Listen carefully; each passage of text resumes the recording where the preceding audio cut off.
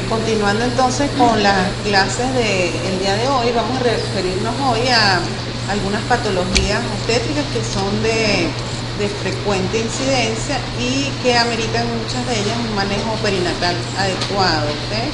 Muchas tienen a su vez tratamiento prenatal. Es de ahí la importancia entonces de hacer un diagnóstico precoz. ¿No se escucha? Es de ahí la importancia entonces de hacer un diagnóstico precoz de dicha patología, porque de esto va a depender entonces el pronóstico del recién nacido. Bueno, yo soy la doctora Gregoriades, no sé si aparezco en el programa. Soy ginecobstetra, perinatólogo adjunto del Hospital Universitario Antonio María Pineda y de esta institución. Ok, vamos a comenzar entonces con la patología renal fetal.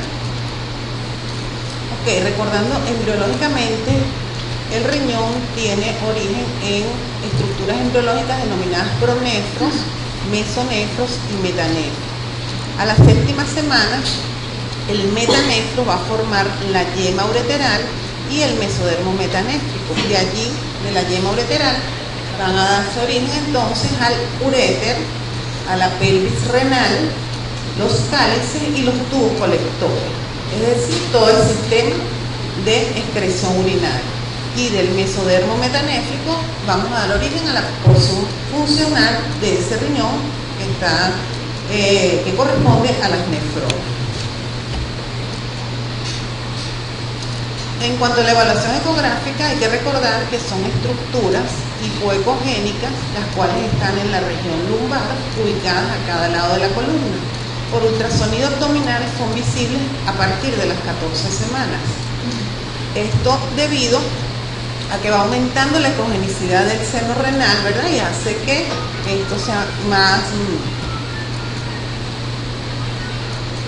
ecogénico. En el tercer trimestre ya es evidente la diferenciación córtico-medular y las pirámides renales van a ser hipoecogénicas en relación a la corteza, esto porque tienen orina fetal en su interior. El uréter va a medir de 1 a 2 milímetros y no debe ser visible ecográficamente. Cuando está dilatado, pues debemos descartar alguna patología obstructiva.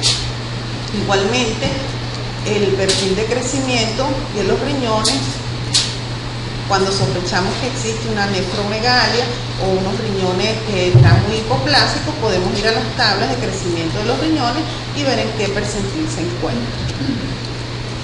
La vejiga debemos evaluarla como parte de la evaluación del riñón fetal, ¿verdad? Puede verse a partir de las 10 semanas por ultrasonido transvaginal y recuerden que las arterias umbilicales van a estar discurriendo a los lados de la vejiga. Esta se llena y se vacía cada 25 minutos.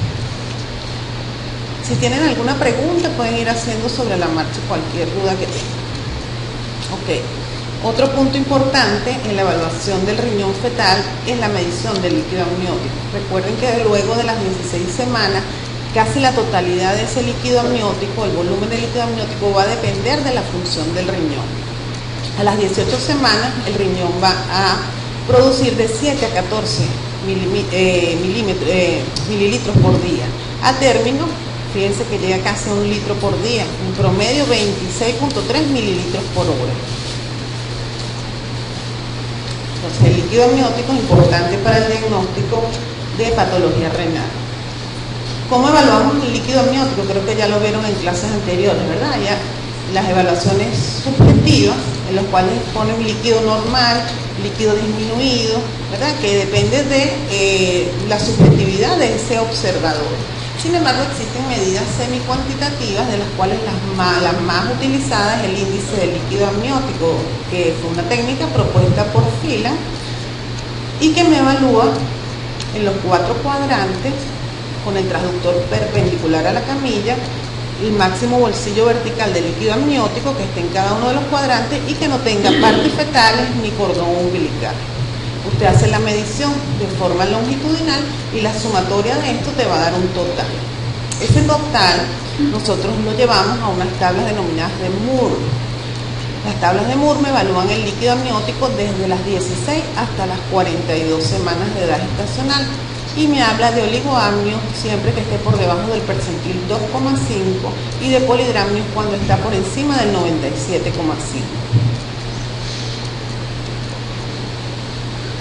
Ok, hablando ya entonces de las anomalías del tracto urinario como tal, tenemos la agenesia renal bilateral. Esta tiene una incidencia de 1 en 4.000 nacidos vivos, predominio en sexo masculino de 2,5 fetos masculinos versus 1 en fetos femeninos. Aquí la yema ureteral no se forma y por supuesto entonces no hay la inducción de ese mesodermo y no se van a formar nefrones. No hay producción de orina por supuesto y vamos a ver fetos atrapados. Por lo general a partir de las 16 semanas comienza a verse entonces ausencia total de líquido amniótico, son fetos totalmente atrapados. Y siempre que vean una patología renal hay que descartar otras patologías asociadas. Fíjense que el sistema musculoesquelético puede estar comprometido hasta en un 40%, patologías cardiovasculares, gastrointestinales y del sistema nervioso central. Tiene un riesgo de recurrencia de un 4%. Entonces, ¿qué vamos a ver en esa agenesia renal bilateral? Ausencia de riñones, anidramia, ausencia total de líquido amniótico y la vejiga, por supuesto, no la van a visualizar en ninguna exploración ecográfica. Son patologías letales que, por lo general, pues ameritan resolución antes del término. Ecográficamente también podemos ver un aspecto planado de la suprarrenal, ¿verdad? No tiene el riñón donde apoyarse y la suprarrenal se ve tumbada. Y la amnioinfusión podría ayudarnos al diagnóstico, no al pronóstico, sino al diagnóstico de esta patología. Secundario al anidramio existe lo que se denomina secuencia de Potter, que no es más que un oligohidramio a largo plazo que produce una serie de características morfológicas en el feto y que se caracterizan por nariz aplanada, orejas de implantación baja, pliegues epicánticos prominentes e hipertelorismo, deformidad en los miembros y restricción de crecimiento intrauterino. Complicaciones entonces de ese oligoamnio: hipoplasia pulmonar, anomalías en los miembros, ¿verdad? Van a ser fetos que nacen con los miembros en flexión, dismorfismo facial y restricción de crecimiento intrauterino. Aunado a esto, existe entonces mayor riesgo de muerte perinatal dada por la hipoxia fetal, malas presentaciones, aumento de la cesárea exitosa y esto conlleva entonces a alta mortalidad perinatal. En cuanto a la hipoplasia pulmonar, esta es la principal causa de muerte del oligoamnio como tal. Cuando son precoces, ¿verdad? Cuando comienza a disminuir el líquido de forma precoz, bien sea por esta causa o por otra, bien sea un RPM como otra causa de oligoamnio, su incidencia es de 10 a 25%. ¿Y qué causa esa hipoplasia del pulmón? Una compresión extrínseca, ¿verdad?, de la pared torácica que hace que disminuyan los movimientos respiratorios y la expansión pulmonar y la falta de retención del líquido amniótico o aumento de volumen que sale del pulmón fetal. Okay. Otra patología que tenemos un caso aquí, inclusive está el CD allá en el consultorio, es la ectopia renal. Tiene una incidencia de 1 en 500 a 1 en 1200 nacidos vivos. Cuando ustedes evalúan los riñones y hay ausencia de agenesia renal unilateral o la sospechan, deben descartar que ese riñón esté en otro sitio que no sea el anatómico. La fosa renal va a estar vacía y el riñón ectópico por lo general está adyacente a la vejiga. Hay anomalías también asociadas como anomalías esqueléticas, cardiovasculares y gastrointestinales, inclusive ginecológicas, y el riñón va a estar situado del lado opuesto del uretra. Aquí vemos entonces, fíjense, la vejiga y el riñón se ve justo al lado de la vejiga. Y por supuesto en la exploración de la región lumbar vemos solo un riñón.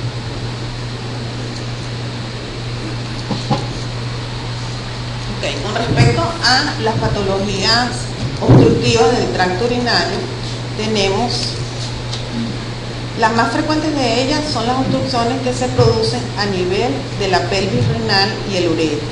Pielo ureteral con un 44%. la obstrucción de la unión uretero-vesical con un 21%. El reflujo vesicureteral puede causar dilatación del sistema renal en un 14% de los casos, la duplicación del sistema colector un 12% y las valvas de uretra posterior, que son patologías exclusivas de fetos masculinos, en un 9%. La hidronefrosis es una anomalía que es muy frecuente en los casos de obstrucción del sistema excretor renal.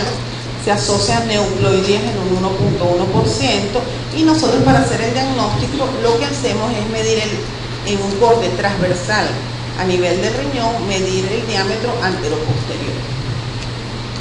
Antes de las 20 semanas, un diámetro mayor de 4 milímetros se considera normal. Si estamos sobre las 20 semanas y tenemos un riñón que tiene una dilatación entre 5 y 9 milímetros, debemos concluir el diagnóstico como una pielectasia renal. Ya si este riñón, la dilatación supera los 10 milímetros, se habla de hidronefrosis.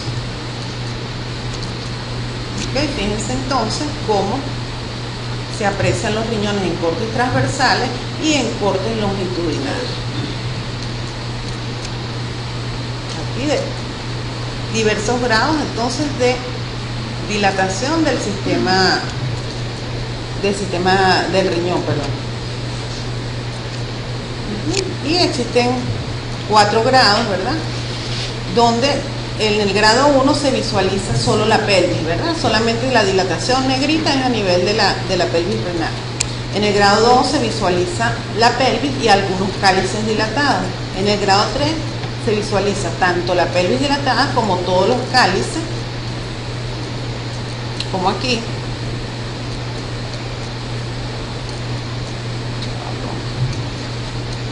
¿Verdad? La pelvis, los cálices todos dilatados. Y el último grado, que sería el grado 4, está los la pelvis dilatada, ¿cómo se llama? Los cálices, y el parénquima está casi ausente. Entonces ya ese es un grado 4. Fíjense, del 50 al 60% de los fetos que evaluamos corresponden a grado 1, del 25 al 30% grado 2, del 7 al 10% grado 3, y de un 2 a un 3% ya prácticamente el riñón está funcionalmente dañado. Los grados 1 y 2 corresponden a pielectasia y desaparecen durante el primer año de seguimiento en el 50 y 25% de los casos respectivamente. Ya en el grado 3 y en el 4 corresponden a hidronefrosis y no desaparecen en el periodo natal. Son casos entonces que deben ser seleccionados por los neonatólogos para resolución quirúrgica. En cuanto al manejo perinatal, cuando observamos este tipo de dilataciones, la conducta es expectante. Nosotros lo que hacemos es el seguimiento ecográfico de esa dilatación, especial énfasis en la detección de otras anomalías. Recuerden que, bueno, toda la patología renal está asociada a múltiples malformaciones, y evaluación del pronóstico, ¿verdad? Si es bilateral, si hay progresión de la dilatación a medida que avanza la gestación, y la cantidad de líquido amniótico, que nos hablan en forma indirecta de la función de esas linfroides.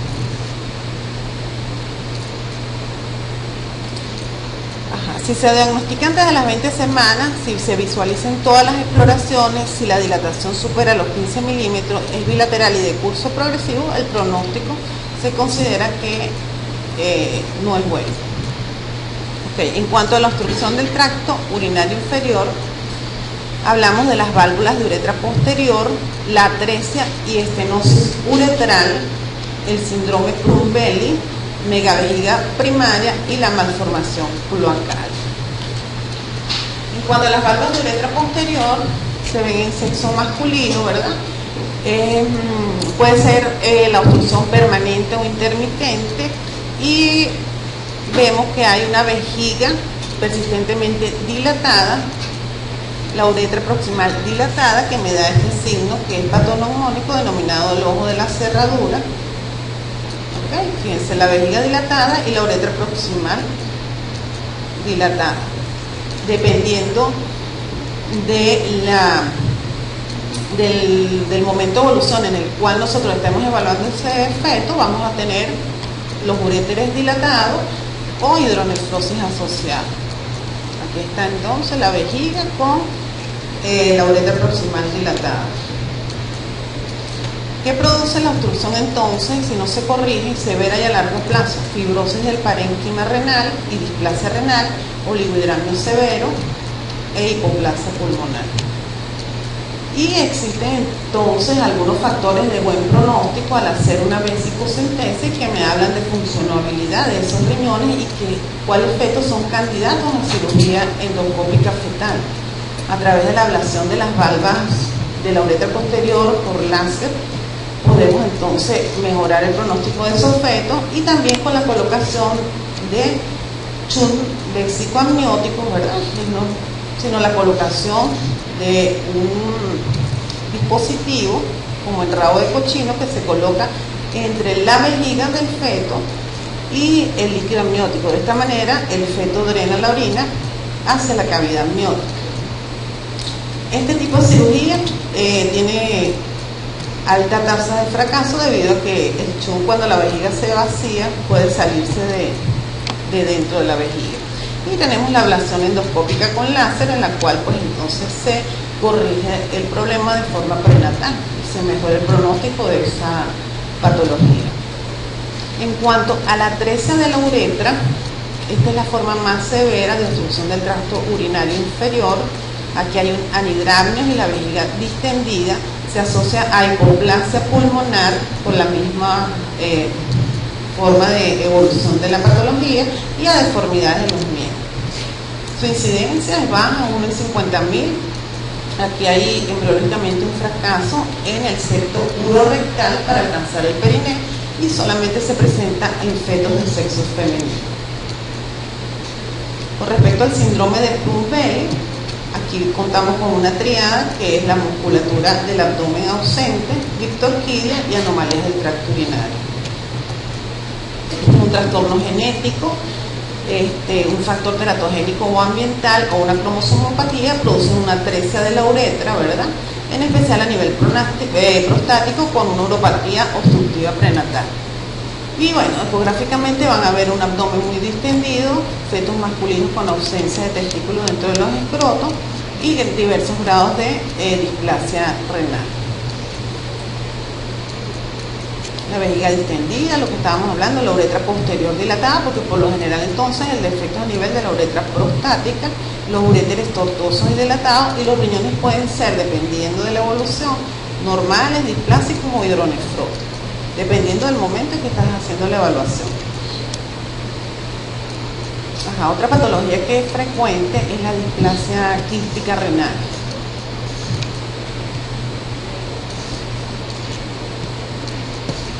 Tenemos el riñón displásico multiquístico, la displasia renal quística obstructiva, la enfermedad renal poliquística autosómica recesiva y la autosómica dominante. Una es infantil y la otra es del adulto.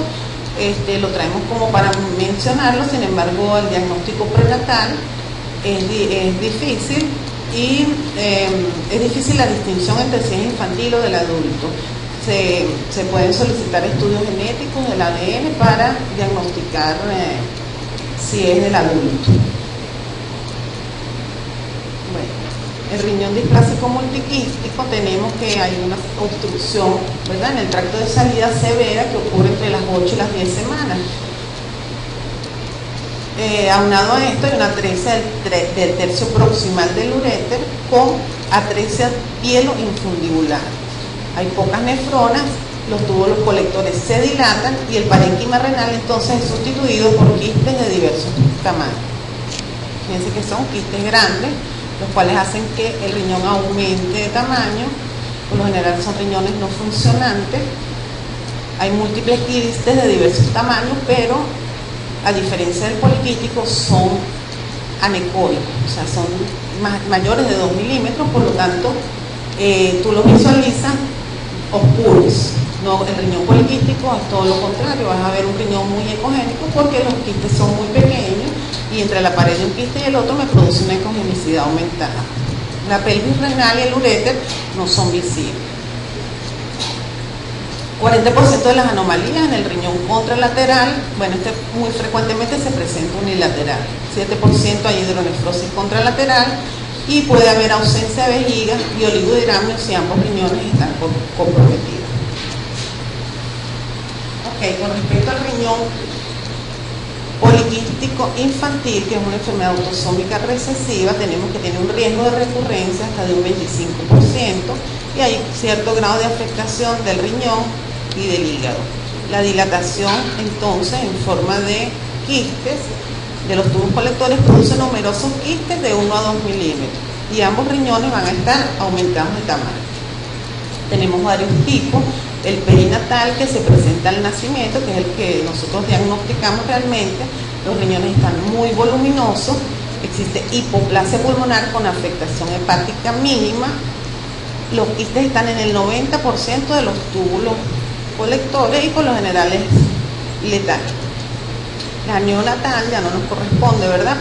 Se presenta durante el primer mes de vida. Aquí existe una gran nefromegalia, poca afectación hepática, insuficiencia renal progresiva y precoz, y las dilataciones quísticas están en el 65% de los túbulos.